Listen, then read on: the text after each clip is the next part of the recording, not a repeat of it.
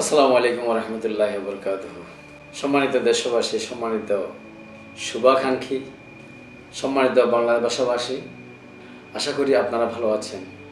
আমার একটা স্লোগান ছিল, একজনেতে আনতে পারে জাতির জাগরণ। এই স্লোগান আবিষ্কার করার পিছনে কারণ হচ্ছে যে যুগ যুগ ধরে কারো না কারো সংস্কারমূলক পদক্ষেপের মাধ্যমে একটা জাতি গোষ্ঠী পথের দিশা পেয়েছে। বর্তমান আপনি যদি পরিবারে যান, পারিবারিক যে সম্পৃক্ততা বা সম্বন্ধ, আত্মীয়ের মধ্যে যে সম্বন্ধ, কিংবা পাড়া প্রতিবেশী, গ্রাম, ইউনিয়নের মধ্যে যে পারস্পরিক সম্পর্ক, কিংবা দৈনন্দিন জীবনের মধ্যে যে লেনদেন, অথবা সামগ্রিক জাতীয়ভাবে যদি আপনি সার্ভে করে দেখেন, বা আমি সার্ভে করে দেখছি আমার মেধা দিয়ে, 99% অর্থাৎ 199 জন, কিংবা সামটাইম ক্ষেত্র বিশেষে 100 জন মানুষ, অথবা আপনি যদি প্রচলিত মিডিয়া টেলিভিশন খোলেন, কিংবা পেপার পড়েন, কিংবা ফেসবুকে যান, কিংবা ইউটিউবে যান, কিংবা আপনার বিভিন্ন প্রাতিষ্ঠানিক এবং আনুষ্ঠানিক সেমিনারে যান, তখন বেশিরভাগ ক্ষেত্রে দেখা যাচ্ছে যে বেশিরভাগ ক্ষেত্রেই অসন্তুষ্টি কিংবা জঘন্যতম ইনফরমেশন ছাড়া আনন্দদায়ক, উৎসাহব্যঞ্জক, সংস্কারমূলক তেমন কোনো প্রতিবেদন কিংবা তথ্য উপাত্ত আমাদের নজরে আসতেছে না। বাজারে গেলে কিংবা কারোর সাথে কথা বললে দ্রব্যমূল্যের কথা নিয়ে মানুষ হতাশ, পারিবারিক সম্পর্কের কথা বললে ছেলে সন্তান কিংবা তাদের লেখাপড়া কিংবা তাদের বর্তমান ভবিষ্যৎ নিয়ে হতাশ, মানে এভাবে করে। এবং টেলিভিশন করলে হয় কে মারা গেছে, কে অ্যাক্সিডেন্ট করছে, কে দুর্নীতি করছে, কিংবা মোস্টলি জায়গাতে আমরা অসন্তুষ্টি এবং অসন্তোষজনক ইনফরমেশন কিংবা তথ্য পাচ্ছি।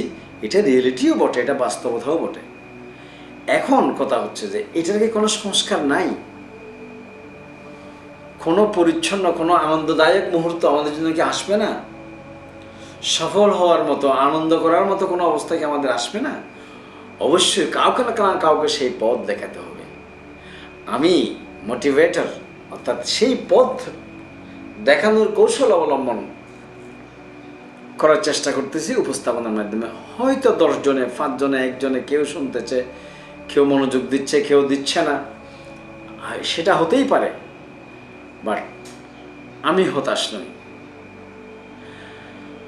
আমি যেহেতু বারবার করে আল কোরআনুল করিম থেকে, এই কিতাব যেটা আসমান থেকে এসেছে, যেটার মধ্যে কোনো সন্দেহ নাই, নিরবচ্ছিন্ন এবং নিরঙ্কুশ, সেই রেফারেন্স থেকে যদি কথা বলি, এখানে 114টা সূরা আছে। দেখেন, আপনারা যারা একজনও যদি আমার এই উপস্থাপনাটা শুনেন, আপনাদেরকে জিজ্ঞেস করলে পৃথিবীতে কতটা রাষ্ট্র আছে, কিংবা কতটা রাষ্ট্রনায়ক আছে, কিংবা কতটা বিভিন্ন খেলোয়াড় কিংবা খেলোয়াড় দলের নাম থেকে শুরু করে এমন কোনো, অথবা ঐতিহাসিক অনেক কিছু আপনি হয়তো বলতে পারবেন অথবা জানেন, এবং সেই কারণেই আপনাকে অনেকভাবেই বিশেষায়িত করা হয়।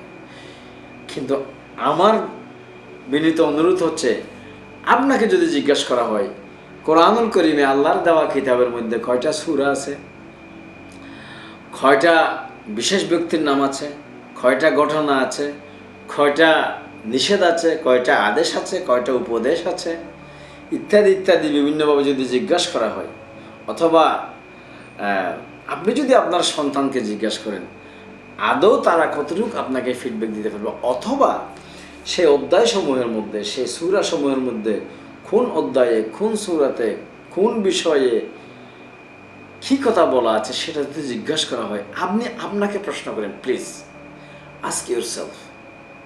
দেন আপনি আপনার সন্তানকে, আপনার স্ত্রীকে, আপনার ভাইকে, আপনার প্রতিবেশীকে, আপনার বন্ধুকে জিজ্ঞেস করেন, কতখানি ফিডব্যাক সে দিতে পারবে। এখন যেই বই, যেই কিতাবের মধ্যে 100% গ্যারান্টেড ঘটনা, গ্যারান্টেড আদেশ, গ্যারান্টেড উপদেশ, নিষেধ, সুসংবাদ এবং সতর্কবাণী আছে, সেটাই যদি আমি আপনি না জানলাম, তাহলে তো আমাদের সমাজ ব্যবস্থা এমন হওয়াটা কাল্পনিক কিছুই না। এবং এই চাইতে ভালো আশা করাটাও কোনোভাবে সমীচীন হবে বলে মনে করি না। যাই হোক, আমার আজকের এই উপস্থাপনা হচ্ছে যে তাহলে আছে কি কোনো পথ খোলা আমাদের? আছে কি কোনো নির্দেশিকা? আছে কি কোনো উপায়? সেই উপায়সমূহের মধ্য থেকে একটা উপায় এবং আমি আজকে আপনাদেরকে বলার চেষ্টা করব। এখানে বারবার করে একটা জিনিস আমি প্রেজেন্ট করার চেষ্টা করতেছি, এই কোরআনটা, এই কিতাবটা এটা কোনো মুসলিমের কিংবা হিন্দুর বা বৌদ্ধ বা খ্রিস্টান কারোর জন্য নয়, এটা সমগ্র মানব জাতির জন্য সঠিক পথের নির্দেশিকা। এই কথাটা আপনাকে আগে বারবার করে শুনে শুনে বিশ্বাস করতে হবে, আস্থায় আনতে হবে। দেন আমার এই পুরা উপস্থাপনা যদি একটা কথাও আপনি মনে করতে পারেন, আশা করি ইনশাআল্লাহ আমাদের পারিবারিক, সামাজিক, রাষ্ট্রীয় সব জায়গায় একটা পরিবর্তন আনা সম্ভব চেষ্টা করলে। সেই কথাই আমি শেষের দিকে বলবো। তারপরেও যদি আমি আপনাদেরকে শুরুর দিকে বলে থাকি, সূরা আনকাবুতের মধ্যে আল্লাহ পাক বলেছেন যে, শেষ স্রষ্টা বললেন, ওয়াল্লাযীনা জাহাদু ফীনা লানাহদিয়ান্নাহুম সুবুলানা ওয়া ইন্নাল্লাহা লামাআল মুহসিনিন। এটার সরল অর্থ হচ্ছে যে যারা এই সঠিক পথ পাওয়ার জন্য চেষ্টা সাধনা করে, আল্লাহ বলছেন, স্রষ্টা বলছেন যে আমি অবশ্যই তাদের এই সঠিক পথ দেখিয়ে দেব, তবে তাদের চেষ্টা সাধনা করতে হবে। এখন আমি আপনি চেষ্টা সাধনা করতেছি কিনা সেটা হচ্ছে যে অত্যন্ত ইম্পর্টেন্ট বিষয়। যাই হোক, আমার আজকের উপস্থাপনার মধ্যে অন্যতম যে বিষয়টা সেটা হচ্ছে যে এই কিতাবটা যার উপরে এসেছেন মুহাম্মদ মুস্তাফা সাল্লাল্লাহু আলাইহি ওয়াসাল্লাম, যেটাকে আমরা নবী বা পয়গম্বর কিংবা রাসূল হিসেবে জানি, উনি not Muslim, not Hindu, not বৌদ্ধ, নট খ্রিস্টান কিংবা কারো সুনির্দিষ্ট ব্যক্তি বা জনগোষ্ঠীর জন্য না, উনি হচ্ছেন সমগ্র মানব জাতির জন্য। এবং উনি নিজের আত্মপরিচয় দিতে গিয়ে বলছেন যে বুইস্তু মুআল্লিমান, আমি শিক্ষক হিসেবে প্রেরিত হয়েছি। তাইলে একজন শিক্ষক কি দিবে? শিক্ষা দিবে। কি শিক্ষা দিবে? সঠিক পথের নির্দেশিকা। তাহলে কোত্থেকে শিক্ষা দিবে? সেই উনি তো কোথাও লেখাপড়া করেন, ওনাকে স্বয়ং আল্লাহ স্রষ্টা রব্বুল আলামিন এই কিতাব 100% শিক্ষা দিয়েছেন। উনি এটা মেসেজ করে, মেসেঞ্জার হিসাবে উনি আমাদেরকে সেটা পৌঁছিয়েছেন। এবং সেই উনি পৌঁছানোর যে রেজিগনেশনটার নাম হচ্ছে যে, যিনি পৌঁছায় তাকে বলে রসুল, যিনি খবর পাঠ করে তিনি তাকে বলে নবী, যিনি পয়গাম, যেটা ফার্সি ভাষা সম্ভবত পয়গাম মানে সে আবার মেসেজ যে প্রচারণা করে তাকে পয়গম্বর বলে। আর আমাদের ভাষায়, আমাদের প্রচলিত ভাষায় বলে এটাকে টিচার কিংবা শিক্ষক, মুআল্লিম। আপনারা যারা স্পেশালি যে টুরিস্ট গাইড আছে না, টুরিস্ট গাইড কী করে? একজন আগন্তুক যে কিনা ওই জায়গার পথঘাট চিনে না, তাকে পথ দেখিয়ে দেয়। যারা মুসলিম আছেন, যারা হজ করতে যান, তা এখানে একটা মুআল্লিম থাকে। তা মুআল্লিম কী করে? যিনি জানেন না হজের নিয়ম কানুন, পথঘাট চিনে না, তাকে পথ দেখিয়ে দিয়েন। বুইস্তু মুআল্লিমান, রাসূল পাক সাল্লাল্লাহু আলাইহি ওয়াসাল্লাম মুআল্লিমান বলতে উনি পৃথিবীবাসীকে সঠিক পথের দিশা দেখিয়ে দিয়েছেন, দেখিয়ে দেওয়ার জন্য এসেছেন। তাইলে আমরা যদি তার উত্তরসূরি হই, বা আমাদের সমাজে থাকা বাবা মা বা শিক্ষক কিংবা ইমাম বা খতিব কিংবা অন্যান্য যে কোনো ধর্ম জাতিগোষ্ঠীর যদি কিংবা এলাকার যদি প্রধান কেউ হয়, প্রতিষ্ঠানের প্রধান যদি কেউ হয়, কিংবা কোনো ধরনের অফিস আদালতের কোনো যদি ব্যবস্থাপক হয়, ব্যাংকের যদি কোনো ম্যানেজার হয়, প্রত্যেক দায়িত্বশীলের জন্য আমার আজকে প্রত্যেক দায়িত্বশীলরা যদি তাদের দায়িত্বশীলতার ব্যাপারে যথেষ্ট জ্ঞান এবং দক্ষতা অর্জন করে ওই প্রতিষ্ঠানটা যদি তিনি পরিচালনা করার চেষ্টা করেন, তাহলে এই সমাজ আজকে অসন্তোষে ভরা, দুঃসংবাদে ভরা, অনিশ্চয়তায় ভরা যে সমাজ পরিবর্তন একজনে যে আনতে পারে, সেটার সম্ভাবনা নিশ্চয়ই দেখবেন আপনারা ইনশাআল্লাহ। যাই হোক, এই পর্যায়ে আমি অত্যন্ত মনোযোগ সহকারে আমার এই কথাগুলো আপনাকে শোনার জন্য আমি বিনীতভাবে অনুরোধ করব। আর আপনাকে এও বলবো যে আপনি একটু কাইন্ডলি আপনার মতো করে আপনি আপনার প্রতিবেশী আপনার বন্ধুবান্ধব, আপনার ওস্তাদ শিক্ষক, আপনার ইমাম খতিব, আপনার বাবা মা, আপনার ভাই বেরাদর কিংবা আপনার সন্তান সন্ততিকে এই মূল মেসেজটা আপনি পৌঁছানোর চেষ্টা করবেন। সেটা কি? আমাদের যারা শিক্ষক ভবিষ্যতে নিয়োগপ্রাপ্ত হবে, টিচার নিয়োগপ্রাপ্ত হবে, কিংবা যারা নিয়োগপ্রাপ্ত আছেন, ইমাম কিংবা খতিব কিংবা মসজিদ কমিটি যারা বর্তমানে আছেন, অথবা যারা অনাগত দিনে দায়িত্বপ্রাপ্ত হবেন, পরিবার প্রধান, প্রতিষ্ঠান প্রধান এবং প্রত্যেক সমাজ ব্যবস্থার সামাজিক প্রতিনিধি যারা বর্তমানে আছেন, ভবিষ্যতে যারা আসবেন সেই অবস্থান। যেমন আজকে যিনি সন্তান, তিনি হয়তো একটা পর্যায়ে গিয়ে উনিও বাবা হবেন, উনিও আজকে যিনি ছাত্র সে একজন শিক্ষক হবেন, আজকে যিনি সাধারণ নাগরিক তিনি একদিন প্রেসিডেন্ট হবেন, তিনি একদিন প্রধানমন্ত্রী হবেন, তিনি একদিন মেম্বার হবেন, তিনি একদিন চেয়ারম্যান হবেন, তিনি একদিন কাউন্সিলর হবেন, তিনি একদিন এমপি হবেন। আজকের যিনি বিবাহিত তার জন্য, আর যারা বিবাহ করে নাই বা বিবাহ প্রার্থী আছেন তার জন্য, সে নারী হোক কিংবা পুরুষ হোক, প্রত্যেকের জন্য আমার আজকের উপস্থাপনার অন্যতম আকর্ষণ হচ্ছে অত্যাবশ্যকীয়ভাবে এই কিতাব থেকে, এই কোরআন থেকে কিছু সুনির্দিষ্ট অধ্যায়, সুনির্দিষ্ট সূরার শিক্ষাটা যদি অর্জন করাটা এটা মাস্ট হতে হবে এই সমাজ পরিবর্তনের জন্য। আমি এই অধ্যায় বা সূরার নামগুলো আজকে আপনাদেরকে বলে যাচ্ছি, উপস্থাপন করতেছি, কিছুটা সিমটমও দিয়ে যাচ্ছি আপনাদেরকে, সেটা সেই কোন সূরাতে কি আছে। এর পাশাপাশি আরেকটা কথা হচ্ছে, সেই সূরাগুলো পড়ার পর বা জানার পরে, জ্ঞানগুলো অর্জন করার পর আপনি নিজের কাছে নিজে পরীক্ষা দিবেন, অথবা যারা নিয়োগ কমিটি থাকবে, যেখানে কর্মচারী কর্মকর্তা নিয়োগ হবে, তারা কর্তৃপক্ষ তাদেরকে যে জাজমেন্ট করবে, সেখানে পাসমার্ক হতে হবে যে কমসে কম 90%, অর্থাৎ 100টা প্রশ্ন থাকলে, 100টা জিনিস জানা থাকলে, সেখানে 90টার ব্যাপারে তাকে নিরঙ্কুশভাবে একদম স্বাচ্ছন্দ্যে বলতে পারতে হবে, জানতে হবে, প্র্যাকটিসে থাকতে হবে। কেন বলতেছি এই কথা? আমাদের দেশের যে শিক্ষা ব্যবস্থা, 100 পাইলে সে শিক্ষিত, সেখানে 33 নম্বর পাইও সে শিক্ষিতের সেই একই সার্টিফিকেট নিচ্ছে। আচ্ছা, আপনিই বলেন, 100 টাকা দিয়ে যদি আপনি বাজারে যান, উদাহরণ দিচ্ছি,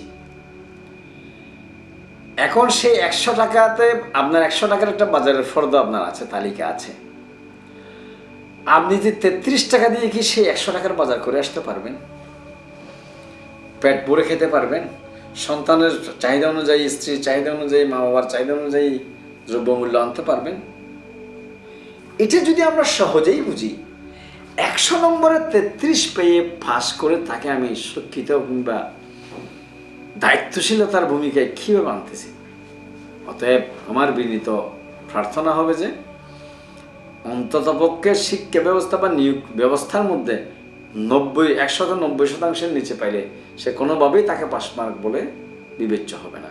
অতএব আমি আজকে যেই সূরা বা অধ্যায়ের উপস্থাপন করতেছি, যাদের কথা বললাম, শিক্ষক মহোদয়, নিয়োগপ্রাপ্ত এবং নিয়োগ প্রার্থী, তারপরে ইমাম, খতিব, মসজিদ কমিটি, পরিবার প্রধান কিংবা প্রতিষ্ঠান প্রধান, সমাজ, সকল প্রকার সামাজিক প্রতিনিধি, প্রত্যেকের জন্য নিম্নোক্ত সূরাগুলা, অন্তর্নিহিত শিক্ষা মেসেজগুলা পড়া, জানা, বোঝা এবং প্র্যাকটিস করাটা অত্যাবশ্যকীয়। দেন সমাজ পরিবর্তন হওয়া কোনো বিষয় ছিল না। এক নম্বর প্লিজ মনে রাখবেন, আপনি নোট রাখেন, সূরা লুকমান আল কোরআনের মধ্যে আছে। আপনি যে জাতি ধর্মেরই হন না কেন, কোরআনের বাংলা অনুবাদ পড়তে আপনার কোনো আপত্তি থাকার কথা না। আপনি পড়েন, গ্রহণ করবেন কি করবেন না এটা অন্য বিষয়, বাট আপনি এত হাজার বই কিতাবের মধ্যে এই কিতাবটা কেন পড়বেন না? আমি আশা করি আল্লাহ আপনাকে সেটার জন্য কবুল করবে। সূরা লুকমান, যেখানে লুকমান আলাইহিস সালাম মহাজ্ঞানী হিসাবে একজন আল্লাহ কর্তৃক, স্রষ্টা কর্তৃক সার্টিফাইড বিশেষ বিজ্ঞ ব্যক্তি হিসাবে তার সন্তানকে কীভাবে কী পরামর্শ দিয়েছেন সফল সন্তান হওয়ার জন্য, সেই বিষয়গুলো বিস্তারিতভাবে জ্ঞানের আধার এবং তার প্রত্যেকটা দিক নির্দেশনা, সতর্কবাণী, উপদেশবাণী, সুসংবাদ, দুঃসংবাদ সব কিছু এখানে দেওয়া আছে। সেজন্য আপনারা মেহেরবানি করে সূরা লুকমানটা এক লিস্ট পড়বেন, বাংলা অর্থটা পড়বেন। এরপরে সূরা হুজরাত। সূরা হুজরাতের মধ্যে প্রথম কথা হচ্ছে যে সামাজিক এবং পারিবারিক শিষ্টাচার এবং প্রচলিত সমাজের বেশ কিছু একদম খুবই প্রচলিত কিছু অপরাধ, যে আমরা অপরাধ হিসেবেও বুঝতেছি না বা দোষ হিসেবে বুঝতেছি না, বা এই সমাজ আজকে এরকম বিচ্ছিন্ন অনৈক্য হওয়ার জন্য যে বা অশান্তিতে ভরপুর হওয়ার জন্য যে কারণগুলো আছে, তার মধ্যে সেই শিক্ষাগুলো সূরা হুজরাতের মধ্যে আছে।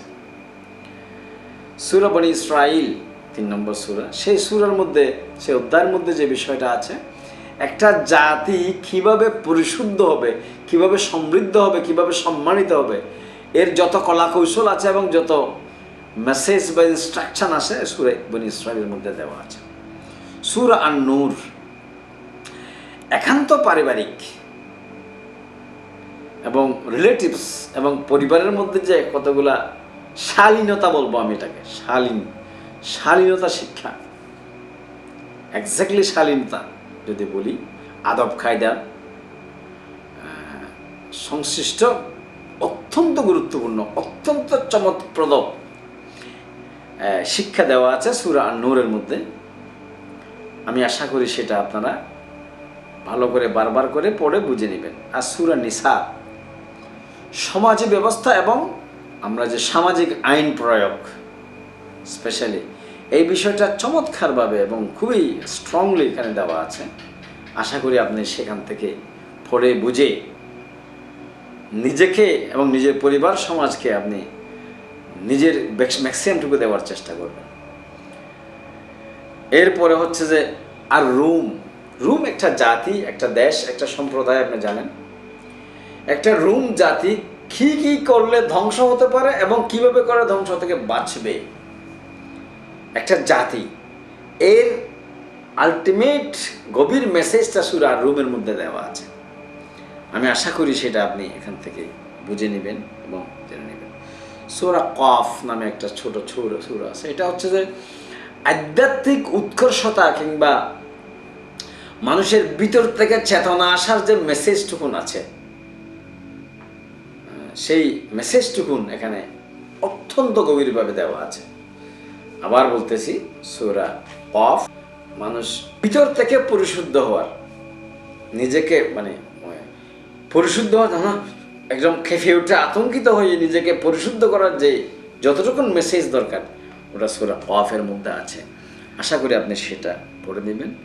এরপরে বিজ্ঞান মনস্ক, আধুনিক বিজ্ঞান এবং স্রষ্টার প্রতি অনুগত হওয়ার অনেকগুলা বিজ্ঞ কৌশল বা কৌশলী মেসেজ সূরা আন-নাহলের মধ্যে আছে।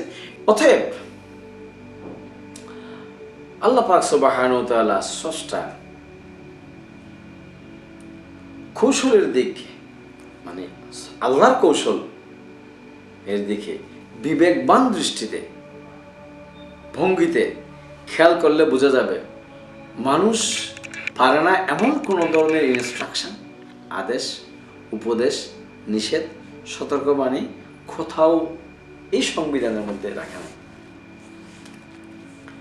অতএব ব্যাখ্যা, বিশ্লেষণ, উপমা, উপকরণের ভিন্নতা আমাদের যাই থাকুক না কেন, তবে লক্ষ্য যদি আমাদের সমাজ পরিবর্তন, উপলক্ষ্য এবং লক্ষ্য যদি আমাদের এক হয়, সুদৃঢ় হয়, সকলেরই ঐক্য, সমৃদ্ধ, সভ্য, বিজ্ঞান মনস্ক, আধ্যাত্মিক উৎকর্ষতায় বলিষ্ঠ একটা প্রজন্ম বা জাতি গঠন যদি সকলেরই লক্ষ্য উপলক্ষ্য হয়, তবে আশা করছি আমার এই ক্ষুদ্র প্রচেষ্টা উপস্থাপনা আমাদের আপনাদের সন্তানের জন্য অত্যন্ত কার্যকর ও গুরুত্বপূর্ণ ভূমিকা রাখবে। উল্লেখ্য যে বারবার করে বলতেছি, আমাদের আবার এখানকার খণ্ড অংশটুকু আমরা জানবো না, আমরা জানবো কমসে কম পরিপূর্ণভাবে 90% বিষয়। তাহলে কি হবে? ওই যে বললাম সূরা বাকারার মধ্যে আছে লা ইউকাল্লিফুল্লাহু নাফসান ইল্লা উসআহা। মানুষের সাধ্য সীমার বাইরে, আর অনেক জায়গায় আল্লাহ বলেছে মানুষের সাধ্য সীমার বাইরে আল্লাহ কোনো দায়িত্ব, কোনো আদেশ, উপদেশ, নিষেধ, সতর্কবাণী কিচ্ছু দেয় নাই। এই জন্যই ওই যে শুরুতে আমি তেলাওয়াত করেছিলাম সূরা আনকাবুতের শেষ আয়াত, যে বা যারা সঠিক উদ্দেশ্য করে, লক্ষ্য ঠিক রেখে সে চেষ্টা সাধনা চালিয়ে যায়, অধ্যবসায় চালিয়ে যায় থাকে, সে কোনো না কোনোভাবে সফল হবে, আল্লাহ তাকে সফল করবেন। আমরা একটা কথা জানি না, সেটা হচ্ছে পরিশ্রমে ধন আনে, পুণ্য আনে সুখ, আলস্যে দারিদ্রতা আনে, পাপে আনে দুঃখ। আমাদের সফলতা ইনশাল্লাহ আসবেই। আসসালামু আলাইকুম।